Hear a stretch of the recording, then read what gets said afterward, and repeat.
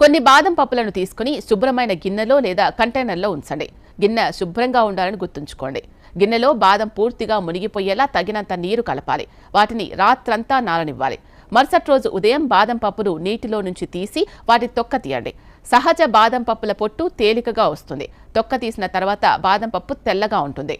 నీరు గోధుమ రంగులోకి మారితే బాదం పప్పులో రసాయనాలు వాడినట్లు అర్థం. అదే నకిలీ బాదం పప్పుల తొక్క మాత్రం సులువుగా రాదు, చాలా కష్టంగా వస్తుంది. అంతేకాకుండా నీటి రంగును తనిఖీ చేయండి. నీటి రంగు శుభ్రంగా ఉంటే బాదం పప్పు మంచిది అని అర్థం చేసుకోవచ్చు. హైడ్రోజన్ పెరాక్సైడ్ తరచుగా బ్లీచింగ్ కోసం ఉపయోగిస్తారు. హైడ్రోజన్ పెరాక్సైడ్ నీటితో చర్య జరుపుతుంది. అందుకే కల్తీ బాదం పప్పును నానబెట్టినప్పుడు నీరు గోధుమ రంగు లేదా కొద్దిగా పసుపు రంగులోకి మారుతుంది. బ్లీచింగ్ ఏజెంట్లు నీటితో చర్యలు జరిపినప్పుడు అవి అవశేషాలను వదులుతాయి. దీంతో నీటి రంగు మారుతుంది. నీటి రంగు మారింది అంటే బాదం పప్పు కల్తీ జరిగింది అనడానికి స్పష్టమైన సంకేతం. స్వచ్ఛమైన బాదం పప్పులో సహజ నూనెలు ఉంటాయి. ఇవి నీటి రంగును మార్చవు.